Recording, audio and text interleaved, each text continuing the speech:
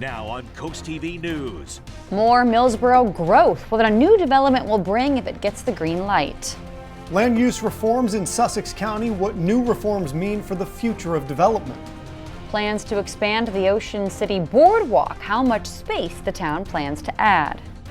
And we've had record-breaking heat for this afternoon, but we have a little more of this, and then behind it, a touch of snow. This is CoastTV News at 5. A new housing development could soon be coming to Millsboro. Good evening, I'm Madeline Overturf. And I'm Charlie Sakaitis. We begin tonight with more housing developments here in Sussex County. Millsboro continues to see rapid growth, and a proposed development would add more than 200 new homes to the area along Route 20.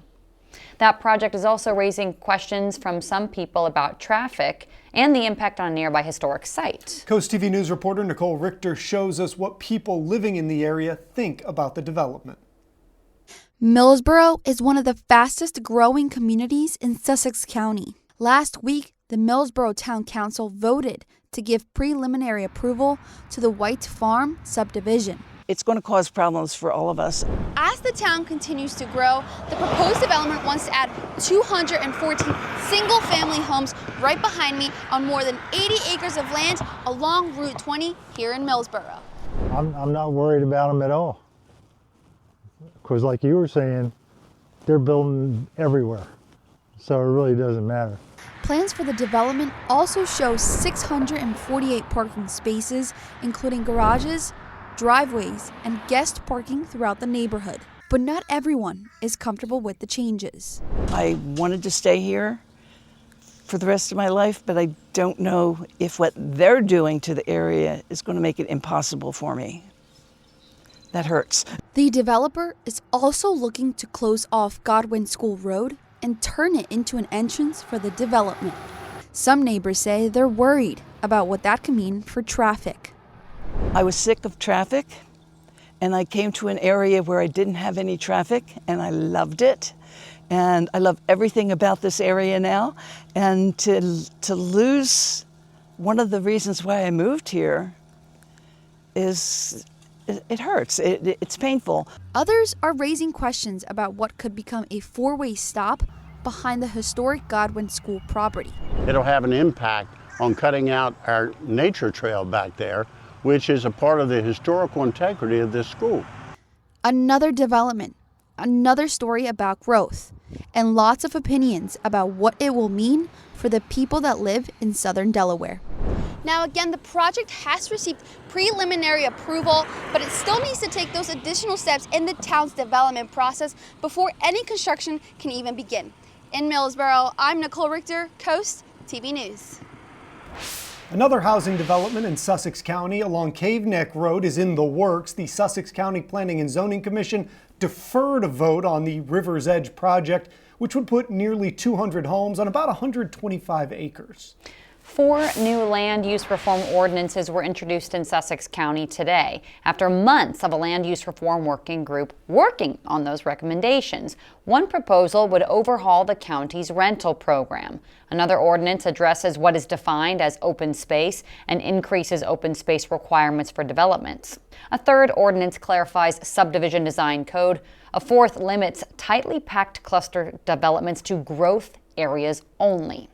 And Coast TV News reporter Brandon Ferguson joins us live in Georgetown. Brandon, some homeowners say building is out of control, but that these land use reforms are not too late. Maddie, we talked with people across Sussex County, and a lot of people had the same reaction to the new land use ordinances, that these ordinances must be put into law as fast as possible, or the county will be overtaken by new development. One Milton woman says she understands the ordinance package, but wishes one ordinance would address the roads. And a land use reform working group member says today's set of ordinances will be easier to pass compared to other recommendations from the group. Our one concern is that the infrastructure is not built out enough to handle some of the growth that we're seeing, because with the large housing complexes, we're concerned about the children and the school and the overcrowding. Some of our recommendations from the working group are much more comprehensive and are going to require some time to develop. The ordinances will now go to a Sussex County Planning and Zoning Commission public hearing before returning to County Council for a public hearing and a final vote. Live in Georgetown, Brandon Ferguson, Coast TV News. And this brings us to our Coast TV poll. We want to know, what should the top priority in new developments be? Let's take a look at the results so far. 71% say better infrastructure, 15% say more open space, 8% say protect forests, 6% say affordable housing. We do have a comment from Mary in Georgetown who says, we need more environmental protections for our estuaries and wetlands. If you haven't voted yet, you can still do that, coasttvnews.com or our mobile app. Now let's go ahead and take a live look into Ocean City. Been a great day as we check in with our First Alert Chief Meteorologist, Paul Williams. Well, it's looking more and more like spring is in the air, at least for the next couple of days. And then I have to actually tell you about some snow, but I probably shouldn't have mentioned that. I think I just spoiled the lead, didn't I? But we are looking at beautiful sunshine like we're holding right now at 51 degrees. It's a little bit cooler along the coast because of the influence of the water, but we had a chance to break a record, 82 degrees. The old record was 80. We are now smashing that record down, and we actually have an opportunity for yet another record challenging, if not record-breaking day for tomorrow before we start talking about rain and maybe a touch of snow. Thank you, Paul. The Ocean City Inlet may soon have a new look. On Tuesday, the council reviewed a project proposed by the Life Saving Museum. The plans to add an elevator to the museum was scrapped after bids came in well over a $600,000 grant. So now there's a plan to add a wraparound boardwalk. According to the Public Works Director, the addition would expand access around the museum, allowing for more outdoor programs, adding seating options, and improving accessibility, something people are looking forward to. If it's expanded, then more people would have the opportunity to enjoy it because there's only a few benches that are available. The Ocean City manager plans to work with the Life Saving Museum and Public Works Department to request approval for the grant funding agency to repurpose the remaining funds from the project. If that gets the green light, you can see that little boardwalk wraparound as early as next summer. Never drive under the influence. Ahead of St. Patrick's Day, the Delaware State Police and Office of Highway Safety are trying to create safer roads. The OHS is offering a 2-round sober rides program. Round 1 going to be from noon March 14th through 3 a.m. on March 15th. Round 2 during the same times from March 17th to March 18th. Vouchers, those are going to be released on those days at 10 a.m., noon, and 3 p.m. OHS says that DUI checkpoints will be in place in Sussex County on March 13th. Police are investigating the death of an inmate at Eastern Correctional Institute in Somerset County. Maryland State Police say after midnight, correctional officers found 31-year-old Karan Middleton dead in his cell. His cause of death is being investigated. Wycomico County hunters could be getting more time in the woods on Sundays. A bill in the General Assembly would remove time of day limits on Sunday hunting. Currently, hunters can go out on certain Sundays during restricted hours, but if passed, hunting would be allowed for the full legal hunting day on Sundays in permitted areas. This proposal will not add hunting areas, legal animals, or Sundays allowed to hunt on. If approved and signed by the governor, the change would take effect July 1st of next year. The Indian River School District says students who participate in viral challenges on school property or during the school day that are unsafe or destructive, they'll be disciplined. In some cases, the district says students could even be referred to authorities. The Trump administration is trying to clarify some mixed messaging about the war in Iran, specifically on how long it could last. NBC's Gary Grumbach shows us how long it goes, the more volatile the oil market becomes and the more Americans may have to pay at the pump. With the onslaught of strikes in Iran's capital city, Defense Secretary Pete Hegseth says more is on the way. Today will be yet again our most intense day of strikes inside Iran. The most fighters, the most bombers, the most strikes. The chairman of the Joint Chiefs of Staff touting the military's success. To date, they've struck more than 5,000 targets. We're making substantial progress towards destroying the Navy. The progress report comes after some mixed messaging from the administration on how long the war could last. And it's going to be ended soon. You'll see it's going to be a short-term excursion. We could go further, and we're going to go further. This is only just the beginning. Today, the secretary not giving a timeline on when the war could end. The president gets to determine the end state of those objectives. The administration facing questions over whether U.S. munitions struck an Iranian elementary school on the first day of the war. New video shows what experts say is an American Tomahawk missile hitting an Iranian military compound next to the school. More than 170 people, including many children, died. The administration says they're investigating. Initially, the president said without evidence that Iran had Tomahawk missiles. But experts say only the U.S. is using Tomahawks in the war. The investigation continues, and as the president said yesterday at his press conference, he will accept the conclusion of that investigation, whatever it may be. Many of the strikes are targeting oil fields and refineries throughout the Middle East. Iran says it will block exports of oil if the U.S. and Israel continue the attacks. The administration firing back. If they do anything to stop the flow of oil or goods within the Strait of Hormuz, they will be hit by the world's most powerful military 20 times harder than they have been hit thus far. The Pentagon says more than 140 U.S. service members have been wounded over the past 10 days during Operation Epic Fury in the Middle East. 8 members are severely injured.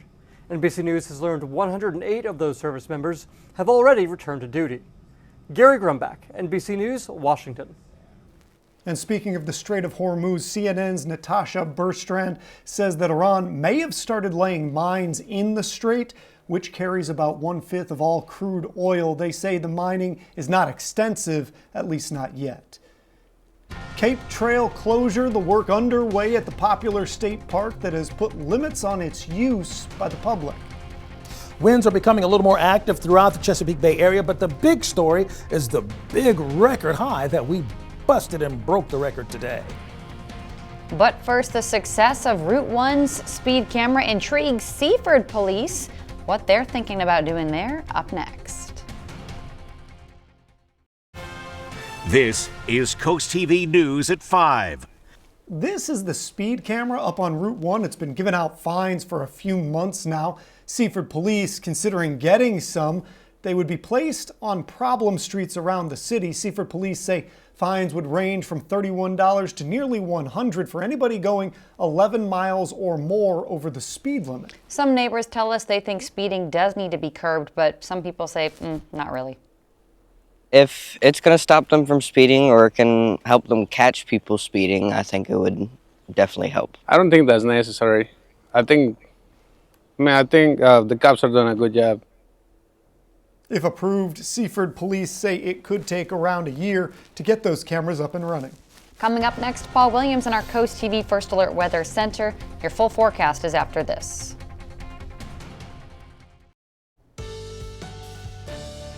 You know, today wasn't just a beautiful day in the neighborhood. It was gorgeous. I'm just saying, all the way around, absolutely gorgeous weather, and it's still that way.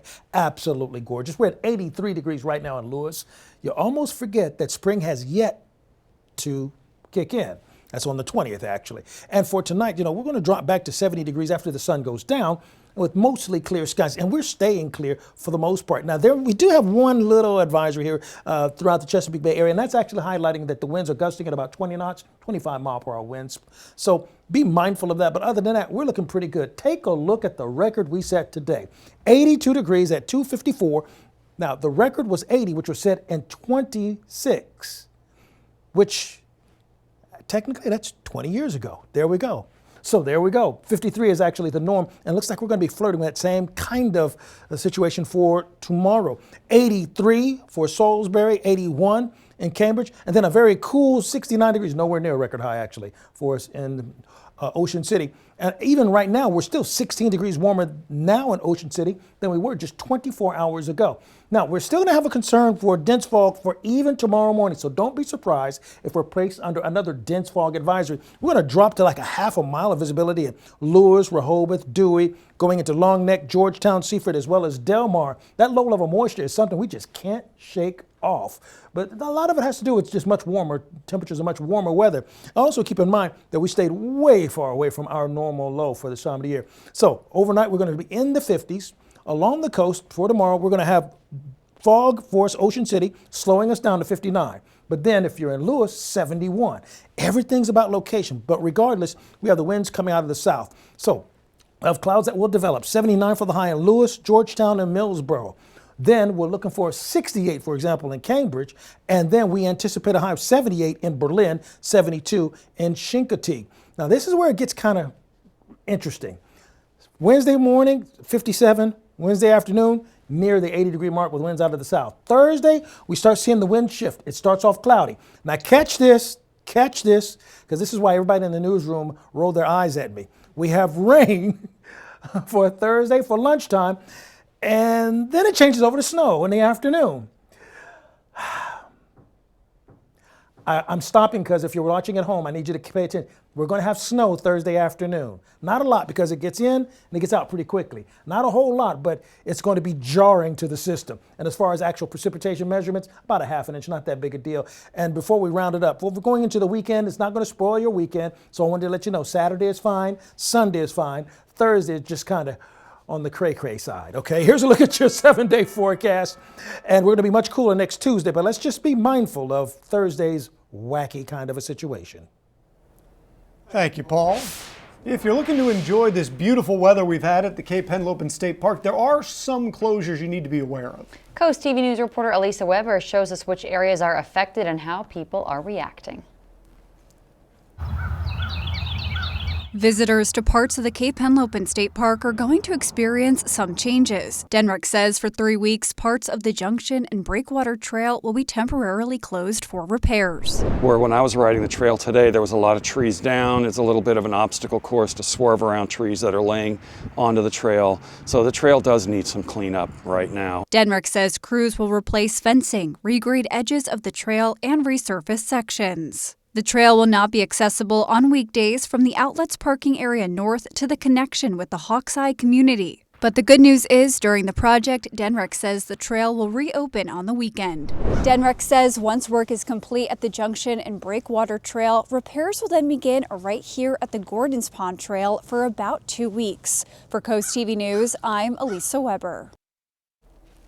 Coming up tonight on the Delmarva Sports Network at 8 p.m., the Knicks play the Bluecoats in G League basketball, and you can catch the final score at 10:30. And coming up next, a bomb squad at the DMV in Dover, what authorities uncovered. Stay tuned on Coast TV News at 5. Take a look at this. Police responding to a reported suspicious package at the Delaware DMV in Dover. This was earlier today. Now, the building was evacuated. Hours later, State Police Explosive Ordnance Disposal Unit, they did declare that that package, which was later identified as a backpack left behind after hours, safe. Nobody was hurt. No ill intention. Delaware Capitol Police believe that that backpack, again, was left there unintentionally. A change to an affordable housing bill in the Senate is proving controversial. The Wall Street Journal reports it restricts large build-to-rent investors. The provision forces them to sell single-family homes within the first 7 years of building. Now, that would help buyers, and the National Association of Realtors supports the plan. Build-to-rent industry groups argue that it might actually do the opposite. They say it would choke financing, reduce supply, and drive prices up. As we take a live look outside into Lewis, it looks like a summer day out there. One more check on your forecast after this. At this late hour, we're holding steady at 80 degrees right now in Milford. And as far as tonight is concerned, we're going to drop to 78 by 6 o'clock, but then 70 under clear skies by 8 o'clock. We do have some sporadic gusty winds throughout the Chesapeake Bay area, at least until about 6 o'clock for this evening. Other than that, we see no other advisories active for our area. Bill Morrow of Laurel, congratulations. You're our umbrella giveaway winner, courtesy of Paul Davis Property Restoration Experts. Keep up with your forecast by calling our weather line. The number to call is 443-880-9100. Your forecast is just a call away. Sponsored by the law offices of Bruckstead, Mandalis, and Federico. Here's a look at your exclusive 10-day forecast. Another hot one for Wednesday. And then Thursday's kind of crazy. Warm in the morning, cold in the afternoon. So cold that if there's any leftover rain, that may turn over to a couple of snowflakes. But that's okay, because we'll warm right back up on Friday. So we're not looking forward to stick around anytime soon. And St. Patty's Day is going to be a bit on the chilly side. Thank you, Paul, and thanks for joining us here for Coast TV News at 5. For more news, more local weather, download our Coast TV News app. Inside Edition is up next. And we'll see you later tonight for Coast TV News at 6. Have a great evening.